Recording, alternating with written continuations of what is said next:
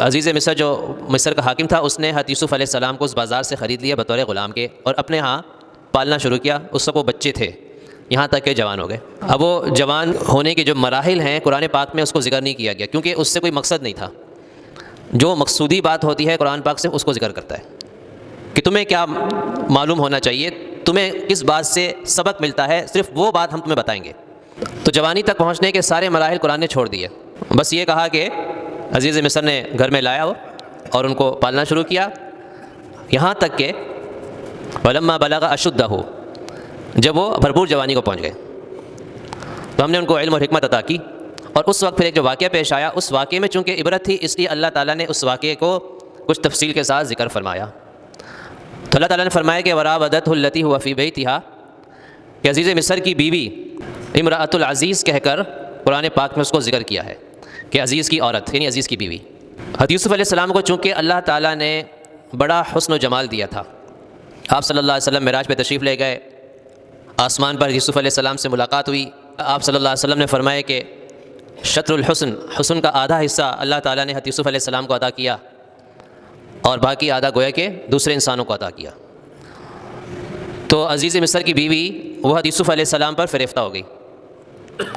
وراودته التي هو في بيتها، یہاں پر اللہ تعالیٰ نے فرمایا کہ التي هو في بيتها، وہ عورت کہ جس کے گھر میں، بیت کہتے ہیں گھر کو، جس کے گھر میں یوسف علیہ السلام تھے۔ اللہ تعالیٰ نے یہ نہیں فرمایا کہ عزیز مصر کی بیوی وہ فریفتہ ہو گئی، بلکہ اللہ تعالیٰ نے ایک مستقل جملہ ذکر کیا کہ وہ عورت کہ جس کے گھر میں یوسف علیہ السلام تھے، وہ عورت فریفتہ ہو گئی۔ یہ بتانا مقصد ہے کہ حضرت یوسف علیہ السلام گویا کہ ایک لحاظ سے مجبور بھی ہو رہے تھے، کیونکہ اسی عورت نے اور اس کے شوہر نے ہی حضرت یوسف علیہ السلام کو پال پوس کر بڑا کیا ہے، تو بڑے احسانات تھے، اور جس کے احسان ہوں تو اس کی بات کو ٹلانا آسان نہیں ہوتا ہے۔ وہ کسی چیز کا مطالبہ کرے کہ بھئی یہ میرا مطالبہ پورا کرو، یہ میری مرضی یا میری خواہش پوری کرو، تو اس کی بات کو ٹلانا مشکل ہوتا ہے۔ تو یہ حضرت یوسف علیہ السلام کی مجبوری اللہ تعالیٰ ذکر فرما رہے ہیں کہ وہ عورت تھی جس کے بڑے احسانات تھے حضرت یوسف علیہ السلام پر، وہی عورت ان پر فریفتہ ہوئی اور کہنے لگی وقالت ہی تلک، کہ میری طرف متوجہ ہو جاؤ، میری طرف آ جاؤ، میں تم سے کہہ رہی ہوں۔ وغلقت الابواب، اور ساتھ میں اس نے یہ تدبیر کی کہ چاہے تاکہ کسی کو علم نہ ہو سکے اور اس کا یہ راز ہی رہے، اس نے دروازے بند کر دیے، جو محل تھا یا جو بھی کمرہ تھا تو اس کے دروازے اس نے بند کر دیے، تالے لگا دیے۔ وقالت ہی تلک، اور کہنے لگی آ جاؤ میری طرف، میں تم سے کہتی ہوں۔ اب اللہ تعالیٰ نے اس کو ذکر کر کے بتانا چاہا کہ دیکھو ایسے موقع پر جب انسان کہیں گناہ میں پھنس رہا ہو تو اس کی سب سے پہلی نظر کس کی طرف اٹھنی چاہیے؟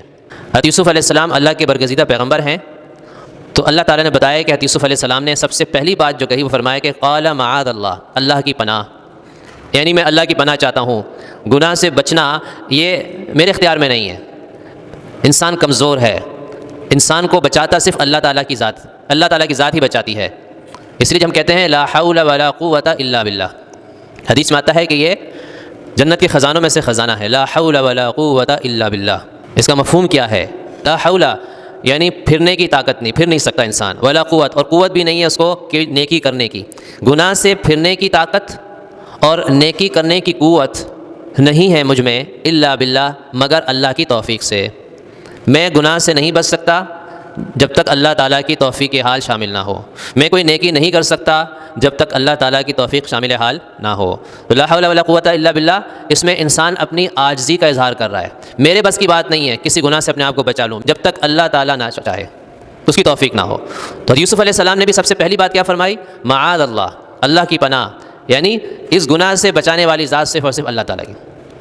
اور پھر فرمایا کہ انہ ربی احسن مثوائی، وہ تو میرا رب ہے جس نے مجھے بہترین ٹھکانہ دیا۔ وہ سے کون مراد ہے؟ عام تفسیروں میں لکھا ہے کہ اس سے مراد عزیز مصر ہے، وہ میرا رب ہے، عزیز مصر میرا رب ہے، احسن مثوائی، اس نے مجھے بہترین ٹھکانہ دیا، یعنی اس کے تو مجھ پر احسانات ہیں کہ اس نے مجھے ساری جوانی تک یہاں تک پہنچانے میں اسی کا سارا کردار ہے، تو کیا میں اس کے ساتھ خیانت کروں؟ یہ کیسے ہو سکتا ہے؟ اب یہاں پر ایک سوال یہ ہوتا ہے کہ حضرت یوسف علیہ السلام نے عزیز مصر کو رب کہا ہے، اس آیت سے معلوم ہو رہا ہے انہ ربی، وہ میرا رب ہے، تو رب تو اللہ تعالیٰ ہے، تو عزیز مصر رب کیسا ہوا؟ اصل میں پہلے جو شریعتیں تھیں نا، ان میں شرک تو حرام رہا ہمیشہ سے، لیکن شرک تک پہنچانے کے جو اسباب ہوتے تھے وہ حرام نہیں تھے۔ ہماری شریعت میں شرک تو ہے ہی حرام، اس تک پہنچانے کے جو وسائل ہیں اس کو بھی حرام کر دیا تاکہ انسان شرک نہ کر سکے، پہنچے ہی نہیں۔ مثال کے طور پہ پچھلی شریعتوں میں سجدہ کرنے کی اجازت تھی کسی انسان کو، جیسے حضرت یوسف علیہ السلام کو ان کے بھائیوں نے سجدہ کیا، حضرت آدم علیہ السلام کو فرشتوں نے سجدہ کیا۔ تو ویسے یہ سجدہ کوئی عبادت کے لیے نہیں تھا، تعظیم کے لیے تھا، کسی کو بڑا سمجھتے ہوئے۔ تو بڑا سمجھتے ہوئے جیسے ہم بھی کسی کے سامنے تھوڑا سر جھکا لیتے ہیں، تو ان کی شریعت میں یہ تھا کہ آپ اتنا جھک جاؤ کہ زمین تک پہنچ جاؤ، اس کی بھی اجازت تھی۔ لیکن سجدہ چونکہ انسان کو شرک کی طرف لے جا سکتا ہے، تو اس لیے ہماری شریعت میں کہہ دیا کہ نہیں، سجدہ حرام ہے، یعنی تعظیم کے لیے بھی سجدہ حرام ہے۔ جیسے ہوا نے کہا نا کہ اللہ کے رسول ہم نے دیکھا ہے بادشاہوں کو لوگ سجدہ کرتے ہیں، ہمیں اجازت ہے ہم آپ کو سجدہ کریں، آپ نے فرمایا کہ نہیں، سجدہ صرف اللہ تعالیٰ کے لیے۔ اگر کسی کے لیے جائز ہوتا تو صرف عورت کے لیے ہوتا ہے کہ اپنے شوہر کو سجدہ کرے، لیکن اس کو بھی اجازت نہیں ملی، تو اس کا مطلب ہے کہ کسی کو سجدہ کرنے کی اجازت نہیں ہے۔ تو جو مزاروں پہ جا کے لوگ سجدہ کر رہے ہیں کہاں سے حلال ہو گیا؟ اللہ کے نبی نے اپنے آپ کو سجدہ کرنے سے منع کر دیا، تو پھر کسی اور کو سجدہ کرنا کیسے حلال ہو سکتا ہے؟ ایسے ہی تصویریں بنانا پچھلی شریعتوں میں حلال تھا، جائز تھا۔ حضرت سلیمان علیہ السلام کے لیے جنات مورتیاں تصویریں بنایا کرتے تھے، لیکن ہماری شریعت میں اس کو بھی حرام کر دیا۔ کیوں؟